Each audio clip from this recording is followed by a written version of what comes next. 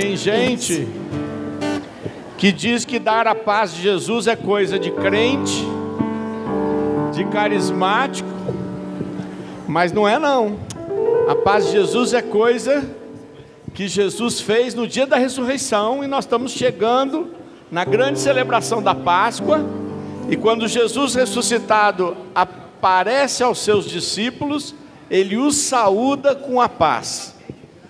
Podia ter saudado seus discípulos com todo tipo de saudação, mas escolheu lhes dar o shalom de Deus, uma paz que significa harmonia, que significa saúde, que significa prosperidade. Paz, na língua portuguesa, ela significa não existir conflitos. Então, quando a gente fala assim, agora tem paz em casa, a gente está dizendo, o povo parou de brigar. Mas a paz que a gente dá, quando a gente diz a paz de Jesus, é a paz que Jesus deu na Páscoa e que depois ele repete na ascensão, quando ele sobe aos céus para sentar à direita do Pai. Ela significa um sentimento restaurador de saúde, de prosperidade. Quem quer saúde? Levante a mão. Quem quer prosperidade? Quem quer harmonia em casa? Então você precisa muito da paz do Senhor. Então agora você vai para as pessoas perto de você. Eu até sinto muita falta, falei isso na semana passada, que antigamente na Santa Missa, no momento propício, porque está na liturgia, e na liturgia mais antiga, a liturgia do século III, aonde os cristãos se saudavam com a paz. São Paulo vai dizer que eles se saudavam com o ósculo santo, que era um beijo inocente, gentil, como acontece nos países orientais. Não é o costume do Brasil, nós não vamos fazer não, tá certo? Porque não é o costume latino. Costume latino, beijo tem outro significado, né? Normalmente. Mas você pode olhar que jogador de futebol lá na Rússia, não sei aonde, faz o gol e não tem uma maldade. É porque é o costume deles. São Paulo fala isso em 2 vezes nas suas cartas. Saudai-vos, desejando a paz. Então eu quero que você se vire para o seu irmão, com as 2 mãos assim, pegue a mão do teu irmão e fala: eu quero desejar essa paz que vem do Senhor Jesus, que cura, que liberta, que restaura, que transforma. Esta paz que vem do Espírito Santo, uma paz poderosa. Volte sua mão lá para sua casa, lá para sua casa. Feche seus olhos e pense nas pessoas da sua família, filhos, irmãos, pai, mãe, tios, moradores da sua casa. E agora você, com as mãos erguidas lá para sua casa, você vai dizer: recebam a paz do Senhor. Recebam a paz do Senhor.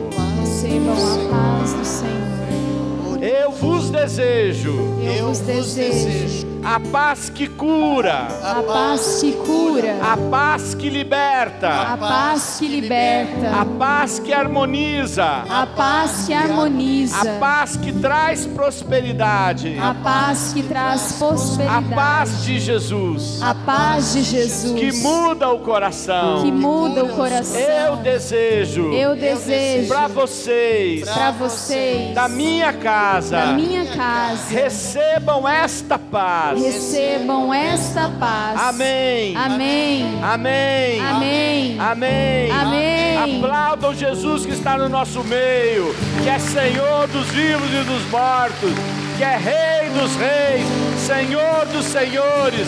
Aleluia. Digam aleluia. Jesus está vivo, ressuscitou. Aleluia. Pode bater palma porque Ele é Deus. Ele vive. Ele é o Senhor.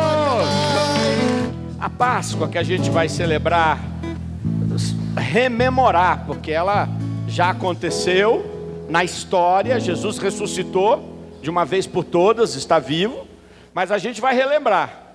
E mais ainda, a gente não só relembra todo domingo, quando celebra a Santa Missa, que Jesus ressuscitou, mas de forma muito especial no dia da Páscoa. Mas a Páscoa já tinha uma celebração anterior, que era a celebração do povo de Israel por ter saído da escravidão. E olha, gente, duro dizer, mas todos nós de alguma maneira acabamos escravos de algumas coisas. Acabamos escravos até mesmo de coisas que a gente decide para nós e que não eram boas. Mas a gente tomou aquela decisão, ficou no nosso inconsciente, e só Jesus para libertar. E nada melhor do que ser livre. E é isso que é a maior das missões, entre todas, a nossa salvação, mas é a grande missão de Jesus, nos libertar, nos libertar. Eu quero que a gente possa imaginar aquele povo, aquela multidão, saindo do Egito, e de repente, conseguindo sair de uma escravidão, de trabalhar 18 horas e ainda cozinhar tijolo de madrugada, e a hora que Deus fala para eles, vão, porque eu estou indo na frente, eles foram e se viram livres.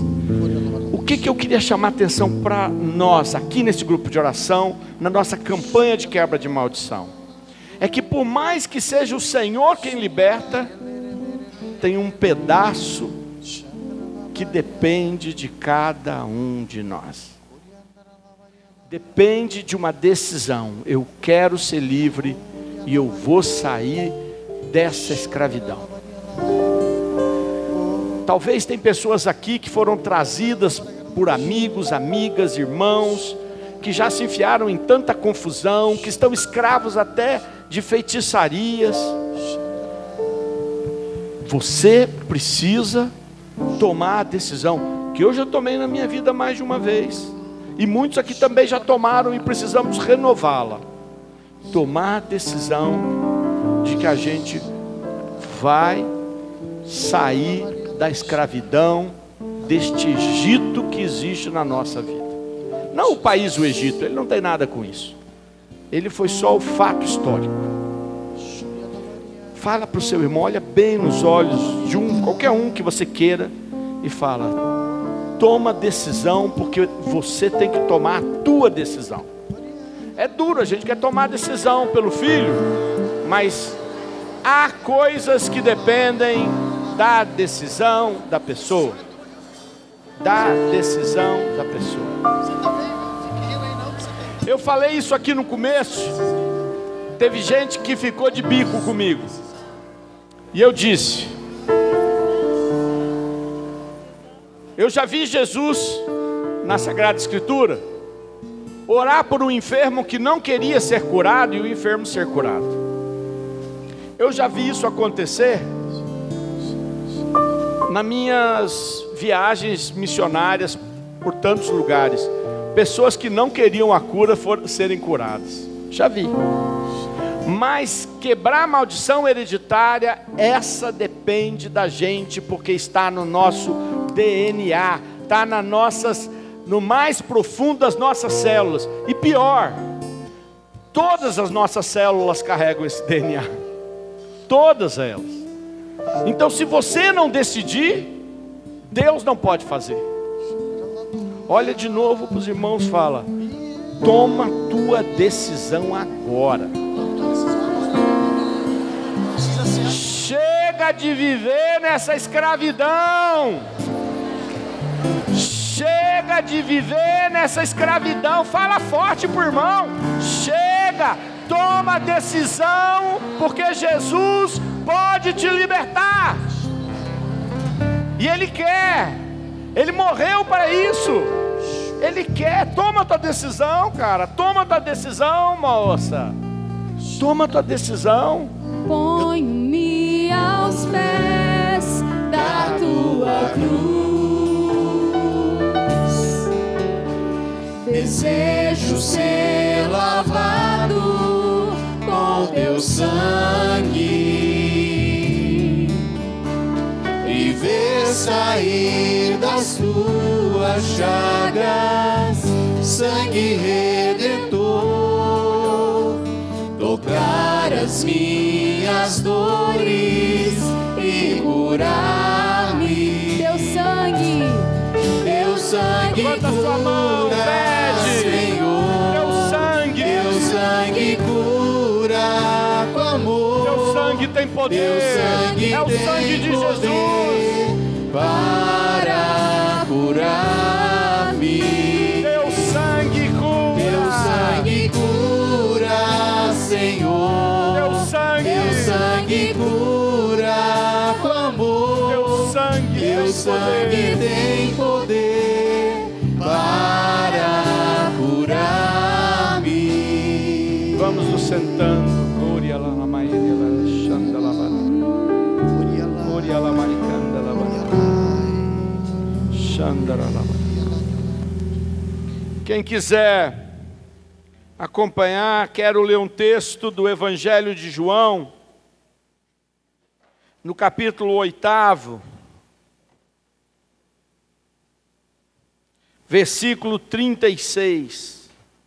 Evangelho de João, capítulo 8, versículo 36. Nós estamos hoje encerrando a nossa 5ª semana, que é a última semana da nossa campanha de quebra de maldição hereditária. Muita gente, às vezes, não gosta que eu fale essa palavra, maldição hereditária. Mas maldição, Sidney? Pois é, aquilo que não é bênção vai ser o quê? Maldição. Então as pessoas preferem, e até mesmo no meu livro sobre a cura das feridas familiares, eu prefiro usar a cura das heranças negativas. Mas às vezes não cai a ficha. Às vezes a gente precisa ouvir a palavra do jeito que ela é crua e nua. Eu sei que nos relacionamentos, se a gente falar palavras menos agressivas, as pessoas acabam não ficando tão irritadas. Mas nessa questão é bom que fique claro mesmo. Não é coisa boa. São coisas que vieram sobre as nossas vidas e que, se nós pudéssemos escolher, nenhum de nós ia escolher. Você escolheu uma doença que esteve na sua família, um problema de diabetes, um problema de sexualidade, um problema de divisão na família, um problema de destruição financeira. Você ia escolher? Claro que não. Você escolher ter, de repente, um comportamento agressivo, se você pudesse escolher, você escolheria isso? Não. Então, é preciso entender que é maldição mesmo, Só que o nosso Deus é um Deus de bênção. É um Deus que, conforme eu disse para vocês na última reunião, Ele nos abençoa até a 1000ª geração. Enquanto a maldição, coitada, ela não aguenta 4. Mas 4 já dói muito. Já dói muito. Porque nossos antepassados, a grande maioria deles, se enfiou em tantas frias. E eu vou dizer para vocês que aqui no Brasil, a maioria dos nossos antepassados não veio para cá por amor. Veio no meio do sofrimento. Veio porque a miséria da Itália era grande e vieram para tentar sobreviver. Aqui acabaram nas roças aí do interior paulista e do interior do Paraná, sofrendo tanto até conseguir recuperar a vida. Japoneses, aqueles que vieram da guerra, aqueles que vieram porque não podiam ficar no seu país, porque eram perseguidos ou porque eram criminosos, vieram para cá. Lógico, pessoas boas também, muitas delas, e essas também não eram ruins. E trouxeram dentro delas tudo isso, sofrimento, saudade, dor. E aí estamos nós. Eu não quero ficar escravo disso, eu quero ser livre. Eu quero poder olhar para o meu futuro e para aqueles que virão, as gerações que já estão aí, das minhas filhas, por exemplo, e poder dizer, elas vão fazer escolhas melhores. E se fizerem escolhas ruins, também vão ter que caminhar por isso. Então essas campanhas são fundamentais, porque elas são profundamente libertadoras. A gente sempre fazia 9, né, Áurea? Depois 7 quando não dava. 7 por causa das 7 voltas sobre a muralha de Jericó. 9 porque é a tradição das novenas e do candelabro católico de 9 velas. Mas por causa da Semana Santa, estamos fazendo 5. Só que a semana que vem, teremos reunião, acho que sim, nós continuaremos orando por libertação, porque nada é mais poderoso e libertador do que a ressurreição de Jesus, porque é Ele que liberta tudo, é Ele que precisa entrar nas entranhas para arrancar aquelas coisas que a gente não consegue mudar sozinho. É muito duro quando a gente imagina que a pessoa consegue mudar sozinho. E a gente sabe que é difícil.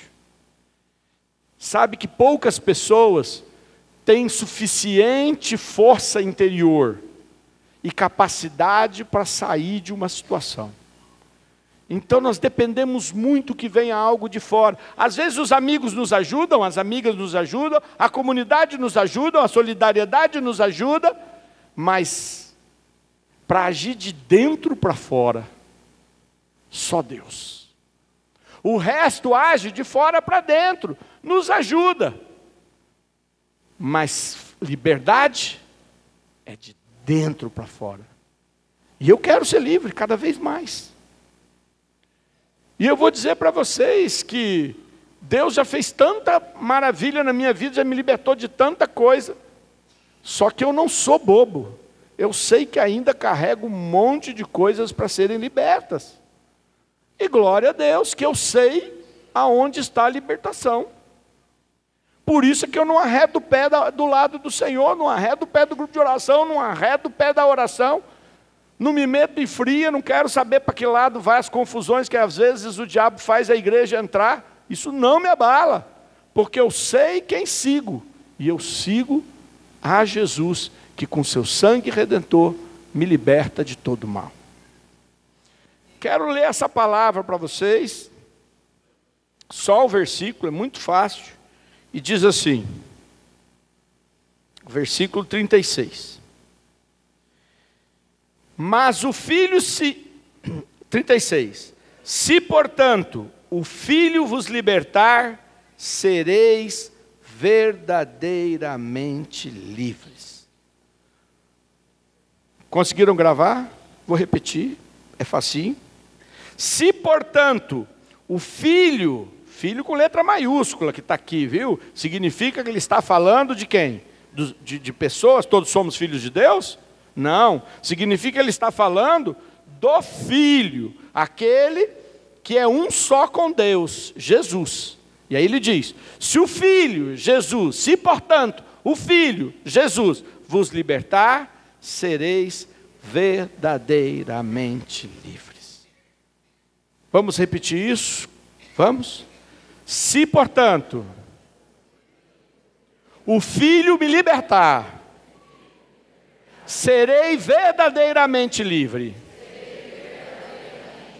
De novo, se portanto o Filho me libertar, serei verdadeiramente livre. De novo, se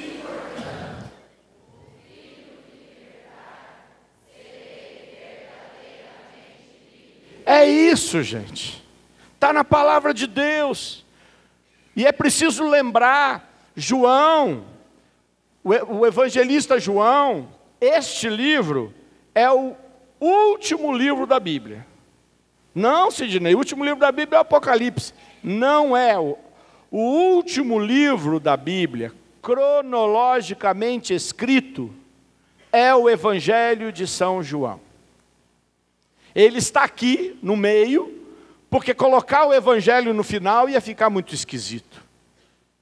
Ele está aqui para poder ficar depois dos 3 evangelhos sinóticos, não é? Mateus, Marcos e Lucas.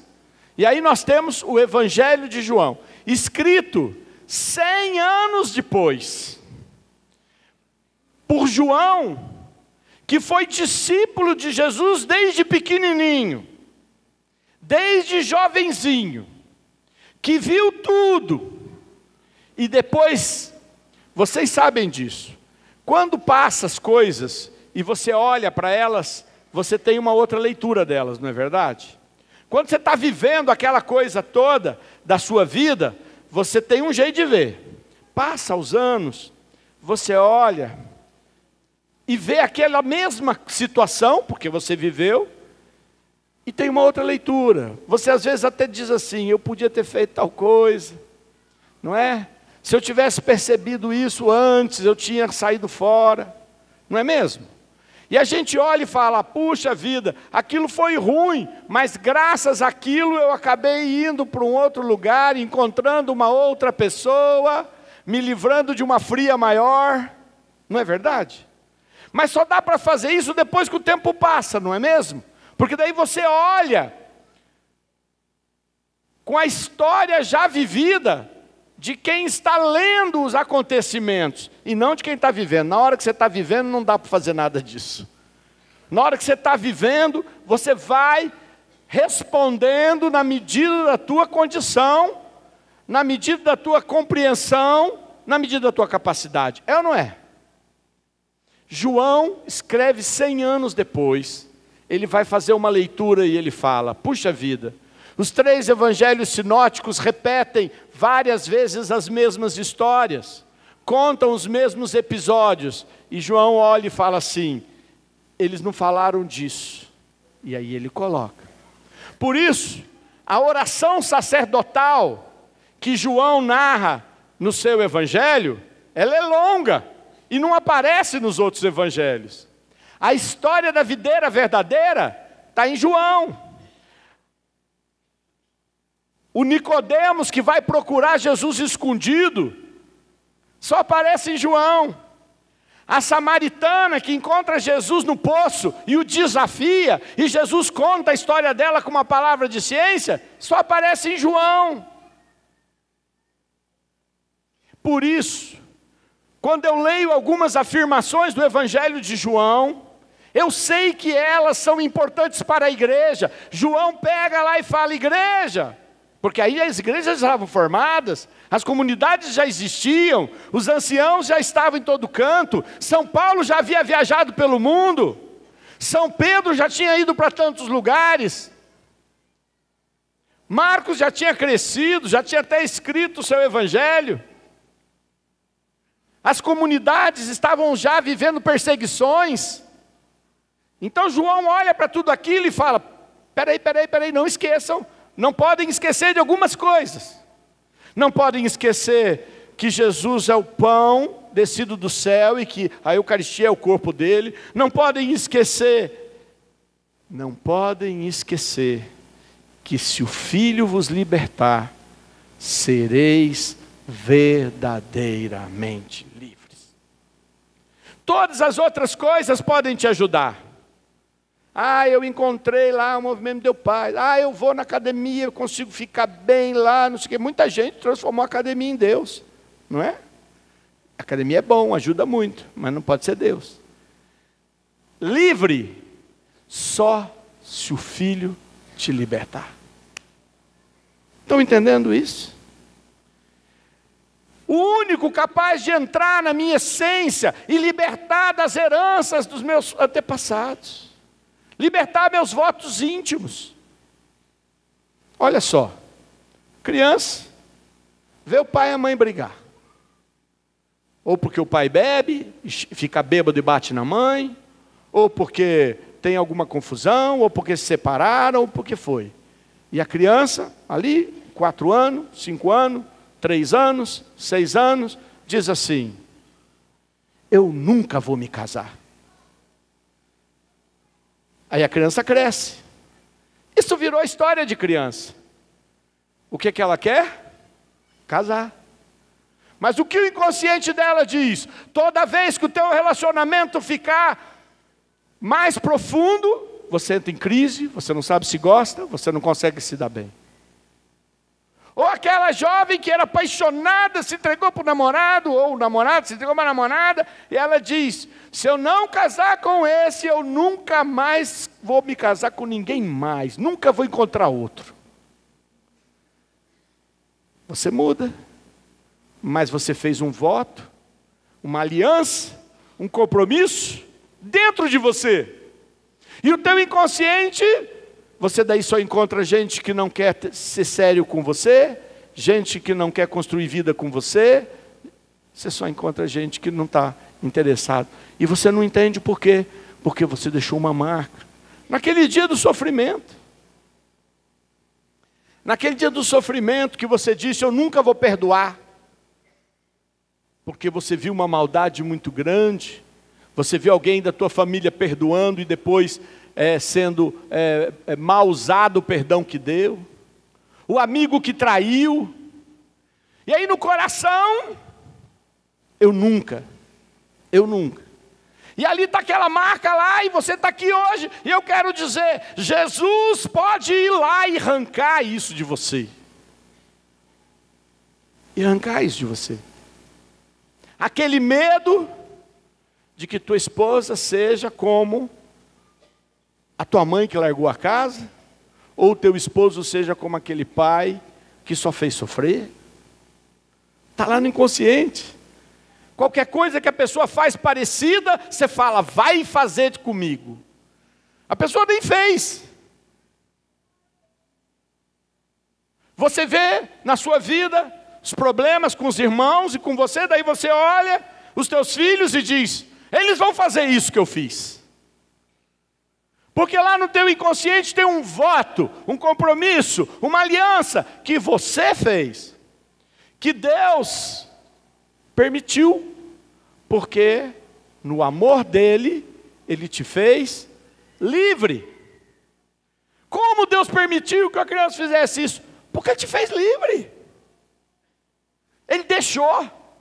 No momento em que Deus impedisse cada um de nós de fazer as escolhas idiotas que nós já fizemos, ele deixava de ter dado liberdade para nós. Quem aqui já fez alguma escolha idiota? Levante a mão.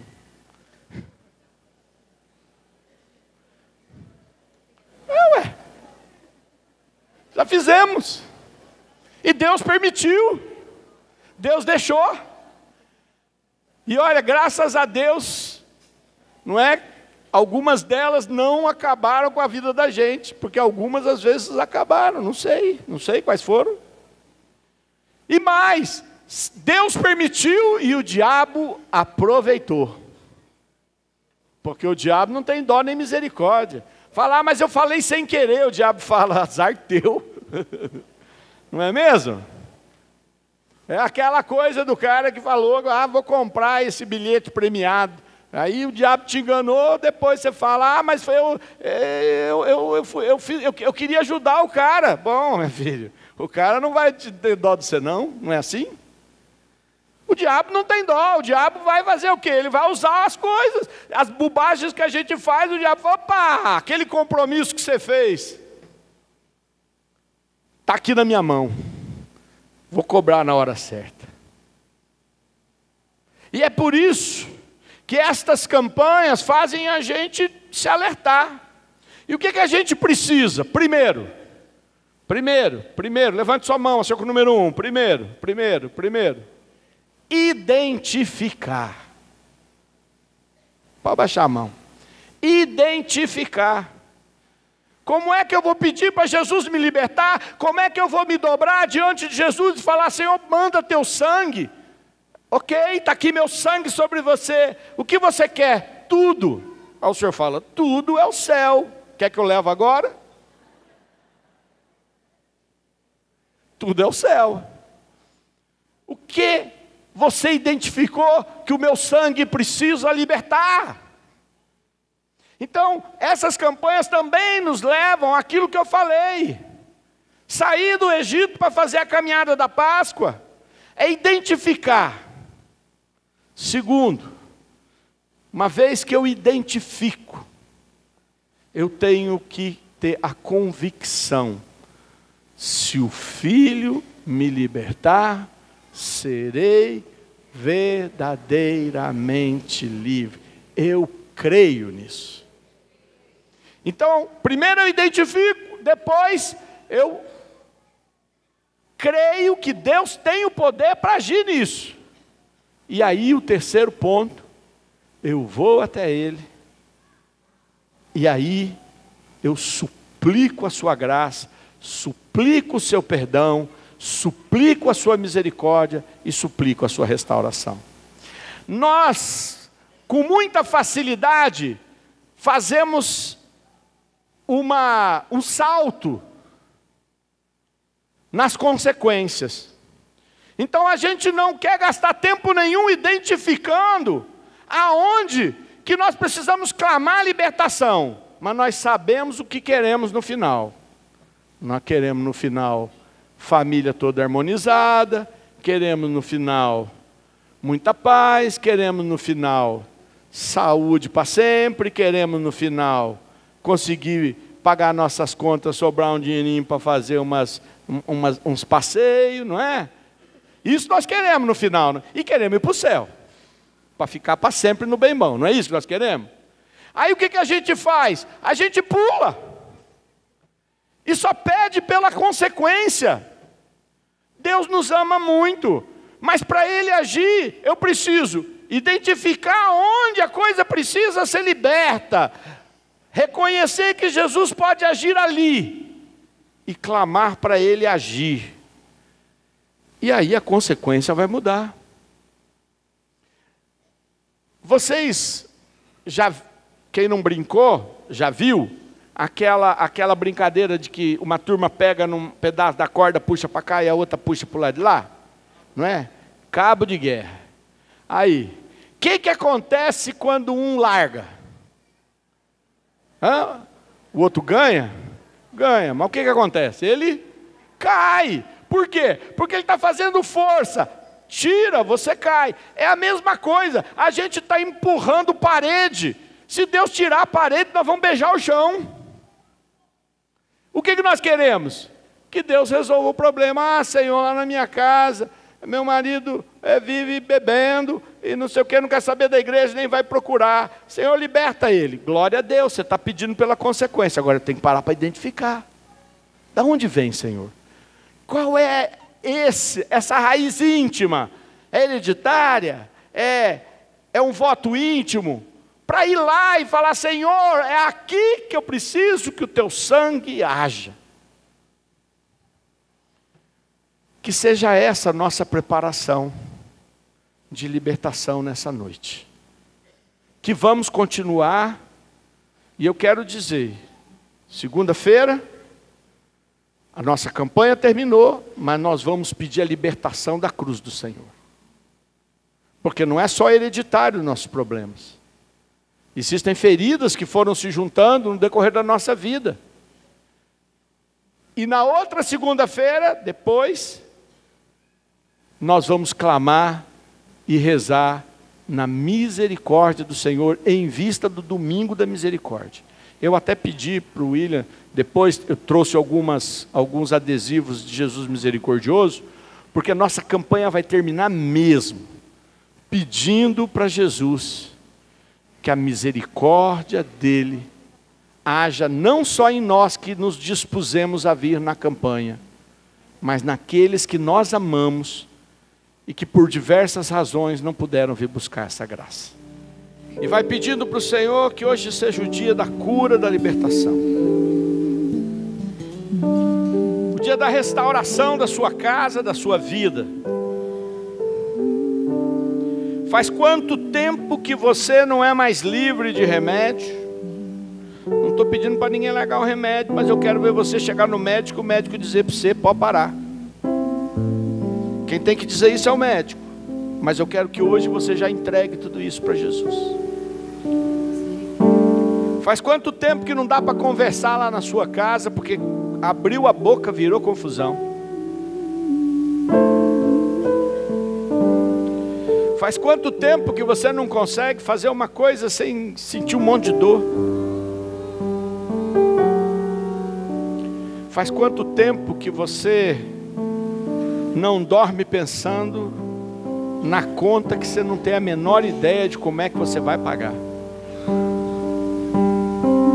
Eu não sei quanto tempo faz cada uma dessas coisas, mas eu quero falar para você que o sangue e a misericórdia de Jesus venha sobre a tua vida agora. Amém, Senhor. E venha no ponto mais profundo que precisamos de restauração. Venha o sangue lavando a nossa alma. no poder do sangue do Cordeiro, Amém, Senhor. nós nos entregamos nesta noite. Recebe, Senhor. Em nome do Pai, do Filho e e do do Espírito Espírito Santo. Santo. Amém. Se Cristo me libertar, verdadeiramente livre serei. Se Cristo me libertar, se Cristo me libertar, Verdadeiramente. mais uma vez, se Cristo me libertar, Se Cristo me libertar, Verdadeiramente. livre serei. Quem canta, reza 2 vezes. Cante como oração. Cristo me libertar, verdadeiramente livre. liberta-me, Senhor Jesus.